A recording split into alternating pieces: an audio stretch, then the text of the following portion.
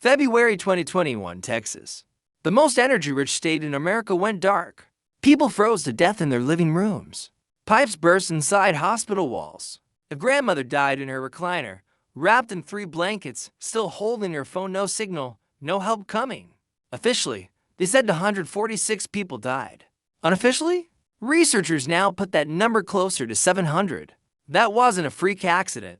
That was a preview. The American Society of Civil Engineers gave the U.S. power grid a D+ rating, not a C. Not a needs improvement. ADTHAT's one step above complete failure. And here's the part that should keep you up at night. The grid hasn't gotten better since Texas. It's gotten worse. And OAA climate models are showing increased probability of polar vortex disruptions through 2026. Translation: Arctic air that is supposed to stay locked over the North Pole is going to come screaming down into the lower 48. Again, maybe worse than 2021. And when it does, 6 states are sitting ducks. 6 states where the physics of failure are already baked in. Old infrastructure, bad policy, fuel shortages, isolation. This isn't fear-mongering. This is engineering. This is thermodynamics. This is what happens when you run a first-world economy on a third-world grid wearing a Gucci belt.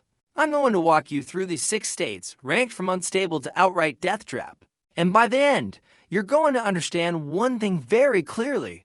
When the lights go out, you are on your own. Let's get into it.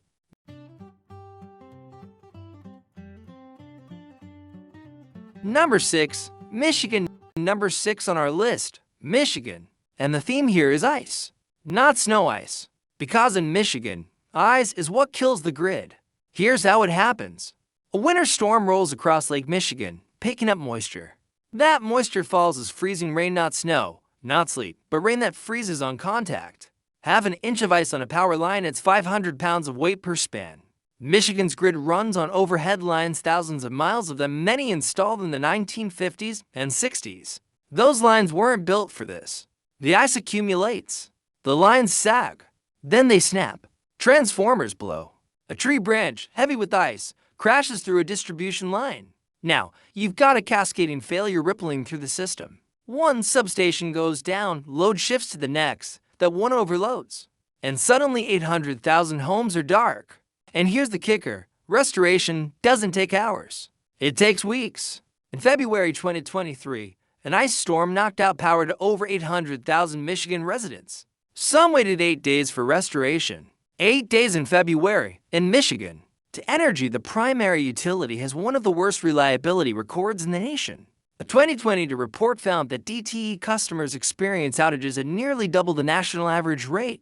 NERCA's winter reliability assessments have repeatedly flagged the Great Lakes region for heightened risk due to aging transmission infrastructure and vegetation management failures.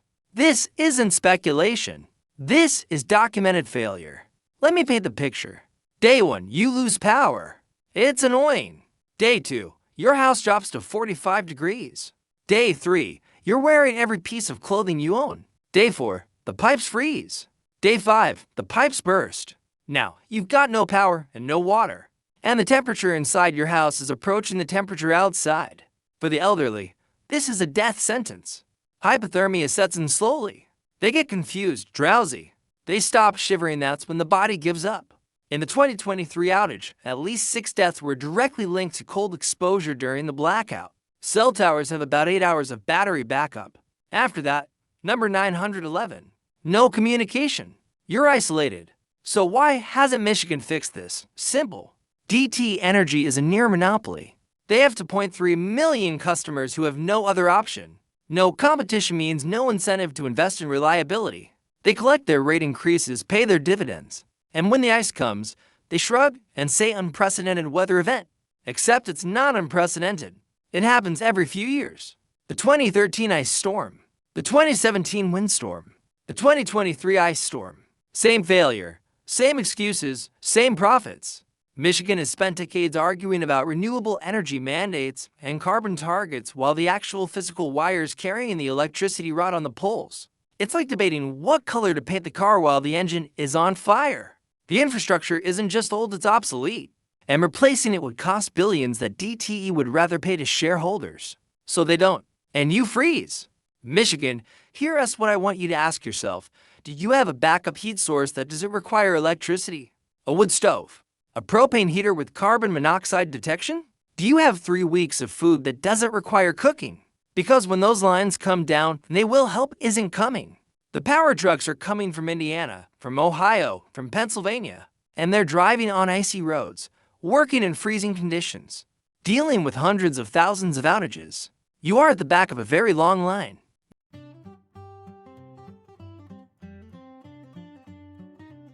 Number 5, Tennessee. Number 5, Tennessee. And the theme here is betrayal, because Tennessee was supposed to be safe. The Tennessee Valley Authority is a legend. Created during the New Deal, it brought electricity to one of the poorest regions in America. For decades, TVA was considered the gold standard, reliable, affordable, accountable. People trusted TVA. And then came Winter Storm Elliott. December 2022, an Arctic blast sweeps through the southeast. Temperatures in Nashville plunge into the single digits. Everyone turns on their heat at the same time. Electric heating systems, heat pumps, space heaters, baseboard units demand skyrockets. TVA's natural gas plants can't get enough fuel. Pipelines are constrained. Other plants trip offline due to cold weather equipment failures. Suddenly, TVA is 10,000 megawatts short. For the first time in its nearly 90-year history, the Tennessee Valley Authority imposed rolling blackouts on its customers. The most reliable grid in the Southeast told millions of people, "We can't keep your lights on." NERC's report on Winter Storm Elliott reads like an autopsy. Across the Eastern Interconnection, generators failed to perform as expected. Fuel supply issues, frozen equipment, communication failures. TVA specifically lost generation capacity at the worst possible moment, peak heating demand on the coldest morning. The blackouts affected Tennessee, Kentucky, Georgia, Alabama, Mississippi, and North Carolina. Approximately 1.5 million customers lost power during the TVA rolling blackouts, with hundreds of thousands more affected by storm-related outages. This was supposed to be the reliable region. The Southeast was supposed to be insulated from grid failures. Elliott proved that assumption was a fantasy. Rolling blackouts might sound manageable. They're not. When it's 8 degrees outside and your power cuts off for 2 hours, your house temperature drops 15 to 20 degrees. If you're on the second or third rotation, you're starting from a house that never fully reheated. Hospitals went to backup generators designed for hours, not days. Nursing homes scrambled to keep residents warm. A water treatment plant lost power during a blackout rotation, causing a boil water notice for over 100,000 people. And the psychological damage, the people in Tennessee trusted their grid. They didn't prepare like Texans had to learn to prepare. They didn't have backup heat sources. They didn't expect the TVA to fail them. That trust is gone now, or at least, it should be. They got complacent. For decades, they operated with excess generation capacity. They assumed mild southern winters would never stress the system. They didn't invest in winterization because they didn't think they needed to. But here's the deeper problem. The energy mix is changing. Coal plants, reliable, always-on baseload power, are being retired. Natural gas has become the backbone, but gas plants depend on just-in-time fuel delivery through pipelines that also freeze, that also get constrained during extreme cold. And nobody planned for what happens when demand spikes and supply falls simultaneously. TVA's failure wasn't about green energy or politics. It was about physics meeting complacency. They assumed the weather would cooperate with their spreadsheets. It didn't. Tennessee, let me ask you something. Did you learn anything from December 2022? Do you have a generator now? Do you have propane? Do you have a wood stove? Because here's what NERC's reports are telling us. The conditions that caused Elliott aren't going away. Polar vortex disruptions are becoming more frequent. The grid is getting more dependent on natural gas, which is getting more constrained during cold snaps. The next Elliott isn't a question of if, it's a question of when. And the TVA has already proven it can't save you. So who will? Number 4, Massachusetts, New England. Number 4, Massachusetts and the broader New England region. And the theme here is tragedy because this disaster was entirely preventable. They chose this. New England has some of the oldest infrastructure in America. It also has some of the most aggressive energy policies. They've shut down nuclear plants. They've closed coal plants. They've blocked repeatedly the construction of natural gas pipelines from Pennsylvania's Marcellus Shale, just a few hundred miles away. So, where does New England get its electricity in winter? Natural gas plants. And where does that natural gas come from? Increasingly, it comes from liquefied natural gas tankers LNG shipped from Trinidad from Russia from halfway around the world. In January 2018, during a cold snap, natural gas prices in Boston spiked to $35 per million BTU. The normal price, about $3. That's not a typo. The price increased by a factor of 10 because there was enough gas in the pipelines to meet heating and electricity demand simultaneously. Now imagine a real polar vortex, a sustained 2-week cold snap. Those LNG tankers take weeks to arrive. The pipelines are already maxed out for home heating. Power plants can't get fuel. ESO New England, the grid operator, starts implementing rolling blackouts. And this isn't a hypothetical. ISONI has been warning about this for years. ESO New England's operational fuel security analysis has repeatedly flagged the region for winter fuel security risk. In their modeling, if a major cold snap coincides with an LNG delivery delay, the region faces a potential shortfall of 2,000 plus megawatts, enough to black out a major city. The Pilgrim Nuclear Generating Station in Plymouth closed in 2019. Vermont Yankee closed in 2014. Brayton Point, the largest coal plant in New England, closed in 2017. These plants provided reliable, always-on power regardless of pipeline constraints.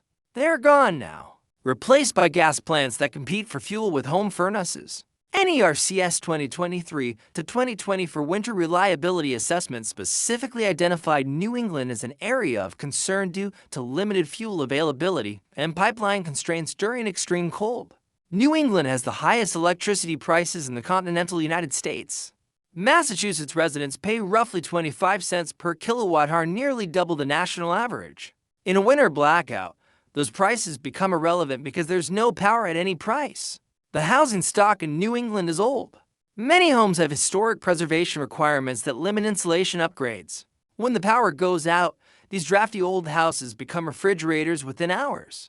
And the demographics are challenging. New England has an aging population. Massachusetts, Connecticut, and Vermont have some of the oldest median ages in the country. Elderly residents are the most vulnerable to hypothermia. They're also the least likely to have backup generators or the physical ability to operate them.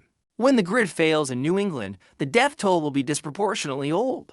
This is where I get angry, because New England's crisis is entirely self-inflicted. The gas is right there. Pennsylvania is sitting on one of the largest natural gas reserves on the planet. The Marcellus Shale could supply New England for decades, but environmental groups and NIMBY activists have blocked every major pipeline proposal. The Constitution Pipeline blocked. The Northeast Energy Direct canceled. Access Northeast withdrawn. So instead of getting cheap, abundant American gas through a pipeline, New England imports LNG on tankers burning heavy fuel oil across the Atlantic Ocean. Gas that sometimes comes from Russia. Gas that costs 5 times as much. This is environmental policy disconnected from thermodynamic reality. You can't shut down nuclear plants, close coal plants, block pipelines, and then act surprised when there isn't enough fuel in January. Physics doesn't care about your feelings. Physics doesn't care about your environmental impact statements. When it's minus 10 degrees and there's no gas in the pipe, people freeze. New England chose this, and New England will pay for it. Massachusetts, Connecticut, New Hampshire, Vermont, Maine, Rhode Island, all of you. Do you understand what's coming? Do you have a plan that doesn't involve the grid operator making good decisions? Because ESONI has been screaming warnings for a decade and nothing has changed. The same politicians who blocked the pipelines will express shock when the blackouts come. Get a wood stove. Get a cord of wood. Get out. Number 3. California. The land of innovation, ambition, and rolling blackouts that would embarrass a developing nation. California has bet everything on solar. On a sunny day, solar provides up to 30% of the state's electricity. It's cheap, it's clean, and it's completely useless when the sun doesn't shine. Now, imagine a winter storm pattern, overcast skies for 5 days. Rain, clouds, limited solar generation. At the same time, temperatures drop. Heating demand rises and a cold front settles over the mountains, reducing the output from the state's hydroelectric dams because the water is frozen or flows are reduced. Natural gas plants need to ramp up, but California has been systematically retiring gas plants to meet its climate targets. The Diablo Canyon nuclear plant, which provides 9% of the state's electricity, was scheduled to close until a last-minute reprieve. Many gas plants are on borrowed time. Battery storage is growing, but batteries provide hours of backup, not days. When the sun doesn't shine for a week, no amount of lithium-ion can save you. California's grid operator, CAISO, starts the emergency protocols. Flex alerts begging people to turn off appliances, then rotating outages. Then, if things get bad enough, uncontrolled blackouts. In the state with the fifth largest economy in the world, August 2020, California experienced its first rolling blackouts since the Enron crisis in 2001. CAISO ordered utilities to cut power to hundreds of thousands of homes because there was enough generation capacity. The root cause? An extreme heat wave, yes. But also, the solar was ramping down at sunset precisely when demand was peaking. The batteries couldn't cover the gap. Imports from neighboring states weren't available because they were also stressed. CAISO's own analysis admitted they had failed to secure adequate resources for the evening net peak. In plain English, they planned for sunshine and didn't plan for darkness. NERC has flagged California repeatedly for resource adequacy concerns, particularly during winter evenings and extended weather events that reduce solar output. California has trained its residents to expect unreliability. Public safety power shutoffs during fire season, flex alerts during summer heat, rolling blackouts during system stress. But winter blackouts hit different. California homes often have inadequate heating systems. Many rely on electric heat pumps or wall units. When the power goes out, there's no fireplace, no gas furnace, no backup. Homelessness in California is the highest in the nation. Over 170,000 people live on the streets. During a winter freeze with no power, shelters become overwhelmed. Encampments become death traps. The vulnerable freeze while the wealthy run generators in their gated communities. The economic damage is staggering. Data centers, tech companies, manufacturing, all dependent on reliable power. When California's grid fails, the economic ripple effects spread nationwide. California's leaders made a choice. They prioritized decarbonization timelines over grid reliability. They retired reliable baseload generation before the replacements were ready. They created mandates without building the infrastructure to meet them. This isn't about whether solar and wind are good technologies. They are, but they're intermittent. They need backup. And California systematically destroyed its backup before building new storage capacity. It is like selling your car before you've bought the new one. Except the car is the electricity supply for 40 million people, and the ratepayers are stuck with the bill. California has the highest electricity rates west of the Mississippi and some of the worst reliability. You're paying premium prices for third world service. The grid doesn't care about your climate targets. The grid cares about megawatts, and California doesn't have enough of them when the sun goes down. California, I want you to think hard about this. If the grid goes down for a week in January, what's your plan? You can't charge your Tesla. You can't charge your Powerwall if the panels are covered in clouds. You can't rely on the government. Do you have a gasoline generator? Do you have fuel storage? Do you have the ability to keep yourself alive without the grid? Because the green dream is becoming a nightmare, and you're living in it. Number 2, Louisiana. And the theme here is simple. The state was never built to handle a freeze. Not the homes, not the infrastructure, not the people. Louisiana is a hurricane state. Everything is designed to handle heat, humidity, and 150-mile-per-hour winds. What it's not designed to handle is 15 degrees Fahrenheit. When a polar vortex dips into the Gulf Coast, it hits Louisiana like a gut punch. Natural gas wellheads freeze. Pipeline pressure drops because the gas is being pulled in every direction for heating demand. Power plants that depend on that gas can't get fuel. Simultaneously, every electric heater in Louisiana turns on at once. Load spikes. The grid weakened by years of hurricane damage and deferred maintenance can't handle it. Transformers fail. Substations trip. And here's the thing that makes Louisiana different. When the power goes out, the houses offer no protection. Louisiana homes have minimal insulation. Many have no central heating, just wall units that require electricity. Crawl spaces expose pipes to outside temperatures. Within hours of a grid failure, every pipe in the state starts freezing, then bursting. Then you have a power crisis, and a water crisis, and a humanitarian catastrophe. February 2021, Winter Storm Uri. Louisiana experienced widespread power outages affecting over 1 million customers. But the real disaster was the water system. In New Orleans, water pressure dropped to zero. Hospitals lost water. Boil water advisories covered half the state. Energy Louisiana, the primary utility, faced generation shortfalls as natural gas supplies tightened. The company later admitted that weatherization of its plants was insufficient. NERC's report on Uri found that the South Central region, including Louisiana, had some of the highest forest outage rates in the country during the event. Equipment failed because it had never been designed to operate in those conditions. Louisiana homes are built for air conditioning, not heating. Single-pane windows, pier and beam foundations with exposed plumbing, no basement to retreat to for warmth. When the power goes out and the temperature drops below freezing, a Louisiana home becomes a liability. Pipes burst in sidewalls. Ceilings collapse from water damage. Families are left in 40-degree houses with no electricity, no water, and no way to stay warm. The elderly population is heavily concentrated in rural areas with limited EMS coverage. Response times during Uri stretched to hours, and that was before the roads iced over. In New Orleans, the cultural fabric includes generational poverty.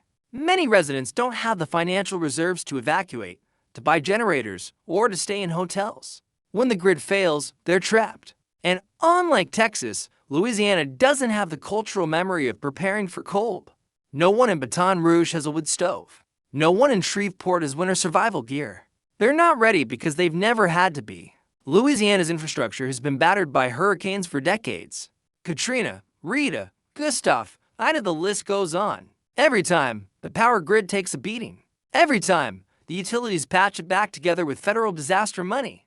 But here's the problem. Hurricane money is for hurricane damage.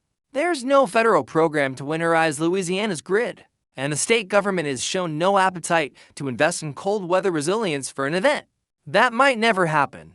Except it has happened. 2021 proved it can happen, and climate volatility suggests it will happen again. But energy keeps collecting rate increases. The Public Service Commission keeps approving them, and the infrastructure remains as fragile as ever. Louisiana is a state that's been so focused on surviving hurricanes that it forgot about the cold. And the cold is coming. Louisiana, I need you to understand something. Your home is not designed to protect you from a freeze. Your utility is not prepared to keep the power on. Your government is not going to save you in time. Do you have a plan that doesn't involve electricity? Do you have a way to keep one room of your house warm? Do you have water stored that won't be in a pipe that's going to burst? You're on this list because you're vulnerable in ways you haven't even thought about yet. Start thinking.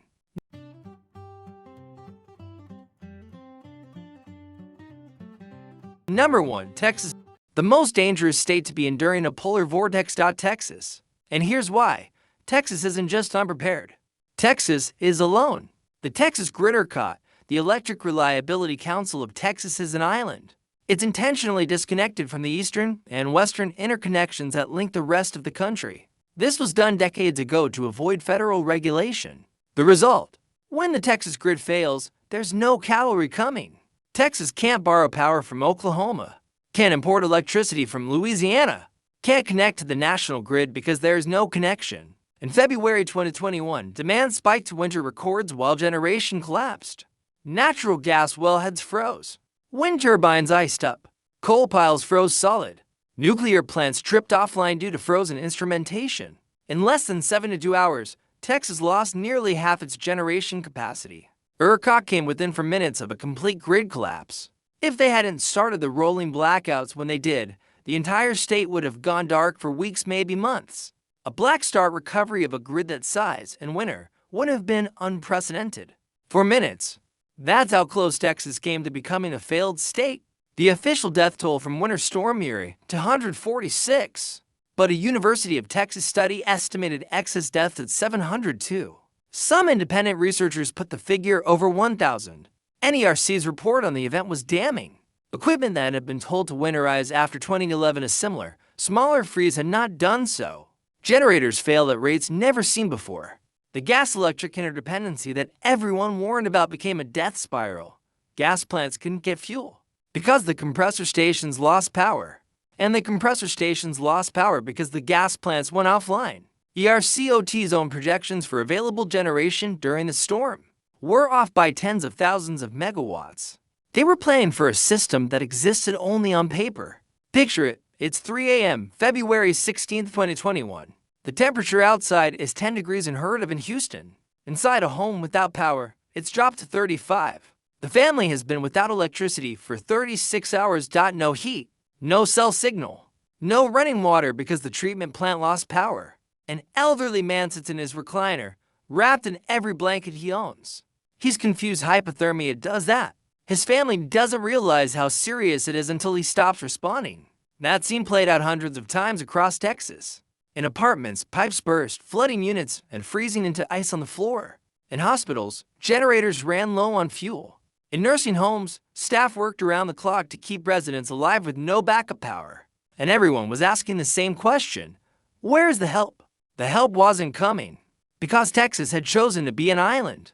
And islands don't get reinforcements. Texas made a deal with the devil. They said, we'll disconnect from the federal grid to avoid federal regulations. We'll run our own system, our own way. And for years, that worked fine. Energy was cheap. The economy boomed. ERCOT became a symbol of Texan independence. But independence has a cost. When the system works, you get to keep all the benefits. When the system fails, you absorb all the pain. There's no FEMA of electrons. There's no national power reserve. And after 2021, did Texas fix it? They passed some reforms. They created a weatherization program. But the fundamental flaw of isolation remains. ERCOT is still an island. And the next time a polar vortex sweeps down from Canada, Texas will face it alone. Again. Texas, I need you to hear this. You are the #1 most dangerous state in America for a winter grid failure. Not because of incompetence alone, though there's plenty of that, but because of architecture. Your grid cannot be rescued. When ERCOT fails, you're on your own. No neighboring state can send you power. No federal intervention can flip a switch and restore your electricity. So what are you doing about it? Do you have a generator with 2 weeks of fuel? Do you have a way to heat your home without electricity? Do you have water stored, food stored, medicine stored? Because the weatherman is going to give you $70 notice max. And in Texas, that's not enough time to save yourself if you haven't prepared already. The 2021 freeze killed hundreds of people. The next one could kill thousands.